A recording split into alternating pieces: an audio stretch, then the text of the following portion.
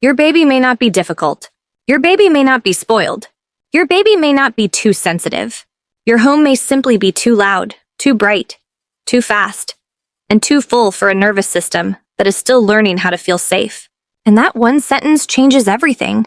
Because when a baby cries in the evening, most parents look at the baby. They wonder what is wrong with the child. Is she hungry? Is he tired? Is this a sleep regression? Is this separation anxiety? Is my baby just fussy? But very few parents stop and look at the room. The television humming in the background. The overhead lights burning like noon. The pile of bright toys scattered across the floor. The phone screen glowing near the baby's face. The adults rushing from kitchen to laundry to messages to bedtime. The voices getting sharper because everyone is tired. To an adult, this is just a normal home.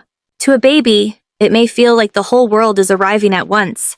A baby does not enter a room and think, "That is background noise." A baby feels sound. A baby feels light.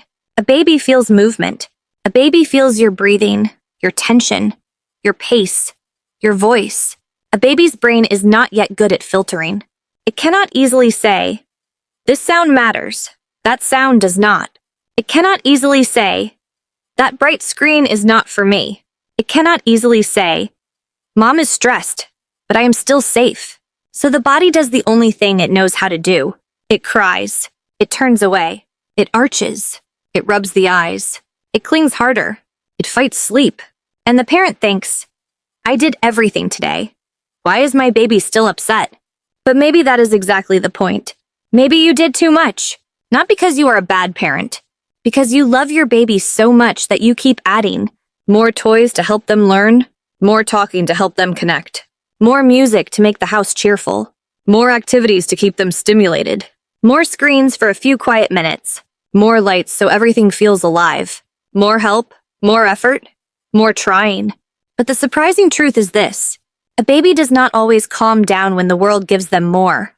Sometimes a baby calms down when the world finally gives them less. This is one reason Japanese homes can feel so different to many people. Not because every Japanese family is perfect. Not because every home is silent. Not because parents there never get tired. But because in many Japanese-inspired routines, there is a quiet respect for less. Less clutter, less rushing, less loud correction, less stimulation before sleep, more rhythm, more space, more predictability, more softness around the child's body. And for a baby, predictability is not boring. Predictability is safety. A familiar room, a slower voice, a repeated bedtime rhythm, a small number of toys, a light that slowly dims, a parent who is not moving like the house is on fire. These things may look simple to adults, but to a baby's nervous system, they can feel like relief. This video is not here to make you feel guilty. It is here to give you a different lens. Because if your baby often seems overwhelmed, clingy, fussy, or impossible to settle, the answer may not be to become a perfect parent. The answer may be to make the world around your baby a little easier to read, a little quieter, a little slower, a little softer. And that is where the first hidden stress often begins, inside ordinary rooms quietly. So before we talk about discipline, sleep training, schedules, or what your baby should be doing, let's look at the home. Because sometimes, the most loving parenting change is not something you add. It is something you remove. The first thing quietly stressing many babies is something adults barely notice anymore. A screen that is not being watched. A television left on in the corner. A phone playing short videos on the table. A cartoon running while dinner is being made. To you, it is background noise. To your baby, it may not be background at all. It is voices that appear suddenly. Music that changes too quickly. Bright faces moving in ways the baby cannot predict. Laughter, shouting, commercials, sound effects, people talking over each other. A baby does not know that those voices are not in the room. A baby does not know how to filter the sound and say, "That does not matter." So the nervous system keeps listening.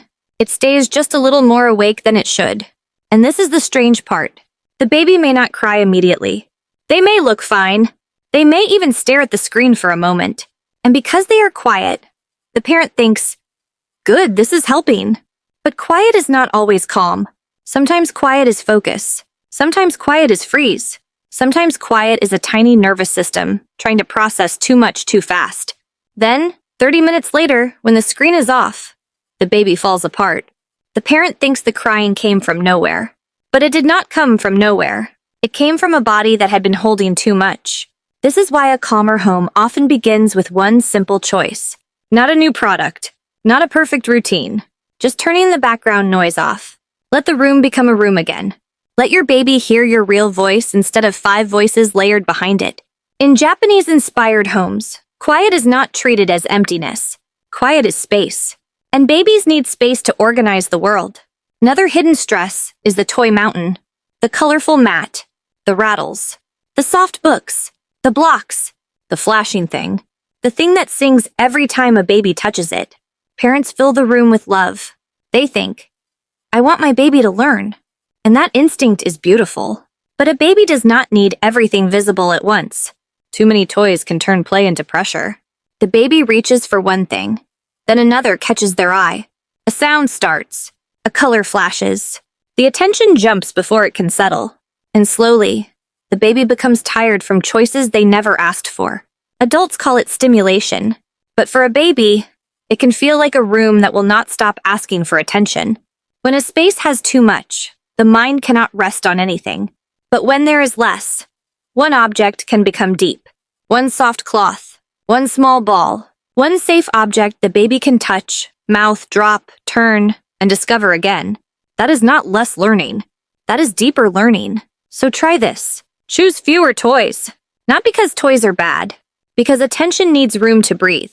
Put most of them away. Leave 2 or 3. The third hidden stress is evening light.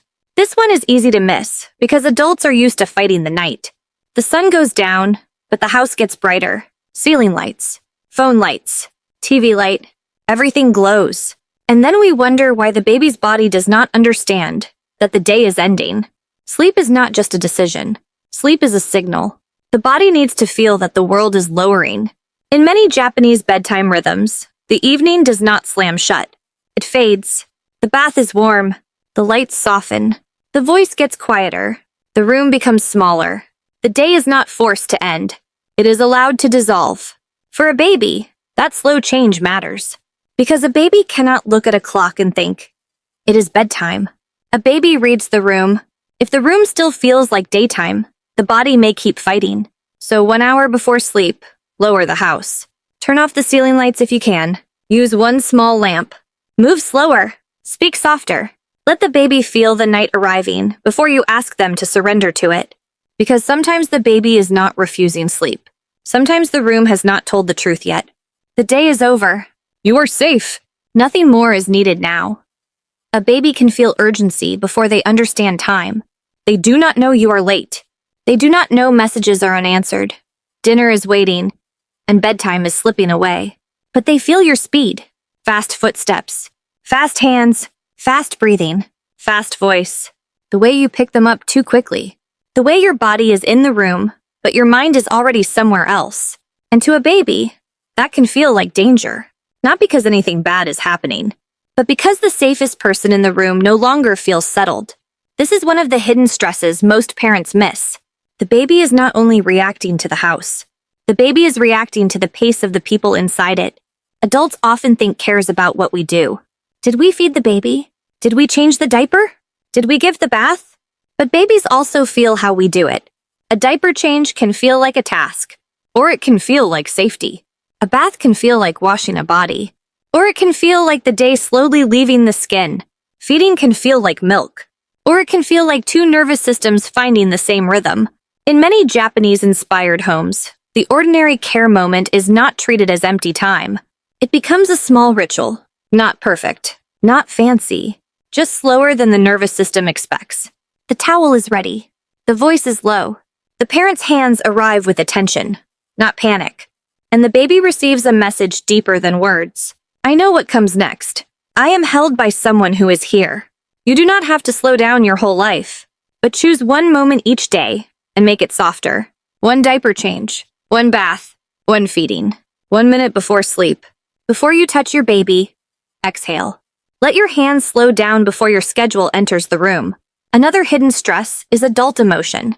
A baby may not understand the words of an argument, but they understand the weather of a voice, a sharp tone, a hard sigh, a door closing too loudly, a room where no one is yelling, but everyone is tense. Babies are built to study faces.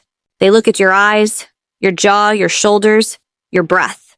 They ask with their whole body, is my person safe right now? Is this room still safe? Is love still here? This is why a baby can become unsettled after a stressful phone call, even if you never spoke to them. The baby did not understand the call. The baby understood the change in you. This is not meant to make parents afraid of having emotions. A calm home is not a home where adults never feel stress. That home does not exist. A calm home is a home where stress is repaired, where the adult returns, where the voice softens again. So when tension rises, do not aim for perfect calm. Aim for a small return. Lower your voice by one level. Relax your jaw. Place one hand on your chest for one breath. Say, I'm here, not as a performance, as a signal. Your baby may not know the sentence, but they may feel the return. The last hidden stress here is too many transitions. From crib to stroller, from stroller to car seat, from store to another person's arms, from noise to light, from play to bath, from bath to pajamas, from pajamas to sleep. Adults move through transitions with language. Babies move through transitions with their bodies. Every change asks the baby to adjust again. This is why a baby can seem fine all day, then fall apart at night. It may not be one big problem. It may be 20 tiny shifts with no place to land. Japanese family rhythm often respects repetition. The same bath order, the same soft phrase, the same blanket, the same light. To adults, repetition can feel boring. To babies, repetition feels like a map. So give your baby a map. Before bath, say the same sentence. Before sleep, dim the same light. After visitors, return to the same quiet place. Not because babies need perfect routines, because babies need recognizable signals. A baby does not need the day to be flawless. They need places where the world becomes familiar again, where speed slows, where voices soften, where the next moment does not arrive like a surprise. A baby does not need a perfect room. They need one place where the world becomes simple again. This is one of the quiet secrets inside many calm Japanese homes. The home is not trying to entertain the child every second. It is trying to help the body know where it is. Shoes come off at the door. Objects have places. The bath has a rhythm. The sleeping space is not full of noise. The evening does not feel like the middle of the day. To an adult, these things may look like habits. To a baby, they can feel like signals. This is the hidden power of a calm home. It speaks before the parent speaks. It tells the baby, this is where we slow down. This is where the outside world stays outside. This is where the body can soften. And one of the most powerful signals is a quiet landing place. Not a nursery that looks perfect online. Not an expensive playroom. Not a room filled with special furniture. Just one small place where your baby's nervous system learns. Here, nothing is demanding me. Here, I do not have to smile. I do not have to perform. I do not have to look at 10 toys.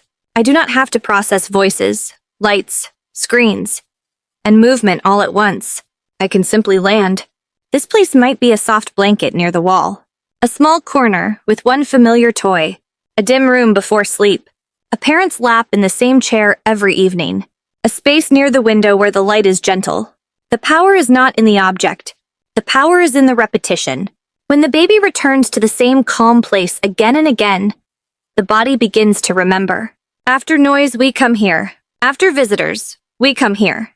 Before sleep, we come here. When the day feels too big, we come here. That kind of repetition can become emotional safety. And this is where many modern homes accidentally work against the baby. The baby is overstimulated in the living room, then expected to calm down in the same living room. The baby is passed around during a visit, then expected to settle with no transition. The baby watches lights, faces, toys, and screens all afternoon, then expected to sleep because the clock says it is time. But a baby does not obey clocks. A baby obeys signals. So instead of asking, why won't my baby calm down? Ask a gentler question. Where does my baby land? Where does the day become smaller? Where does the sound drop? Where does the light soften? Where does your own body slow enough for your baby to borrow that calm? Japanese-inspired parenting is not about copying another culture perfectly. It is about noticing what modern life keeps stealing from children: space, rhythm, quiet, predictability, a slower adult, a room that is not always asking for attention. Try creating one landing place in your home. Keep it simple. No screen, few toys, soft light, a familiar blanket, a voice that gets lower when you enter that space. Use it after busy moments, after errands, after guests, after loud play, before naps, before bedtime. Do not use it as punishment. Do not make it a place where the baby is sent away. Make it a place where the baby is welcomed back. Back from noise, back from motion, back from too much, back to you. And you may notice something surprising. Your baby does not always need a new method. Sometimes they need a familiar return. Not more stimulation, not more advice, not more things to buy. Just a home that gives their small body enough cues to say, I know this place. I know this voice. I know this rhythm. I can let go now. Maybe the most painful part is this. Most parents only see the crying. They do not see the load that came before it. The background noise, the bright room, the fast hands, the extra toys, the rushed bath, the tense voice, the visitors, the transitions. The baby was not suddenly difficult. The baby was slowly filling up. And when a tiny nervous system has no more room, it does not explain. It releases. That release may look like crying, clinging, arching, fighting sleep, turning away, refusing the bottle, refusing the breast, refusing the parent who is trying so hard to help. And that is the moment many parents begin to blame themselves. What am I doing wrong? Why can't I calm my own baby? Why does my home feel so heavy? But maybe the answer is not that you failed. Maybe the answer is that your baby's world became too much before anyone noticed. And the beautiful thing is, you do not have to change everything. You do not have to become a silent parent. You do not have to throw away every toy. You do not have to create a perfect Japanese home. You do not have to live like a minimalist monk. You only have to begin removing the small things that make your baby's body work too hard. Turn off the background TV for 1 hour. Put away most of the toys and leave only a few. Dim the lights before sleep. Slow down one care moment. Repair your voice after stress. Create one quiet landing place. Repeat one gentle rhythm until your baby's body recognizes it. This is how a calm home is built. Not in one dramatic change, but in tiny returns. Again and again. A calm home is not a home where nothing ever goes wrong. It is a home where the baby can predict enough to feel safe. A home where the parent can return to softness after stress. A home where the day slowly gets smaller instead of louder. A home where less is not neglect. Less is mercy. Less is room. Less is the space where a baby can finally feel you. Because your baby does not need more proof that you love them. They are surrounded by your effort already.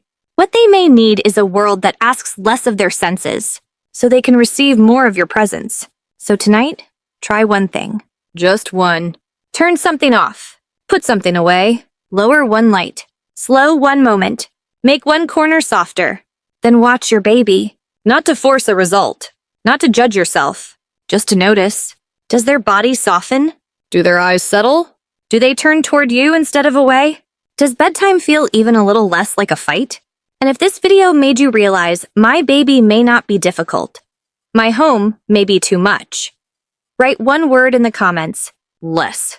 Write less if you are going to remove one small stress from your baby's world tonight. And if you want to, tell me which one you are starting with. TV? Toys? Lights? Rushing? Noise? Your comment may help another tired parent realize they are not alone. And if this kind of calm, Japanese-inspired parenting speaks to you, subscribe to this channel, because the next video will go deeper into why babies often need less stimulation, not more, and how a quieter home can help a child feel safer from the inside out. Your baby does not need a perfect parent. Your baby does not need a perfect home. Your baby needs safety repeated in small ways: a softer light, a slower voice, a familiar rhythm, a place to land. And sometimes, the most loving thing you can give your baby is not more. It is less.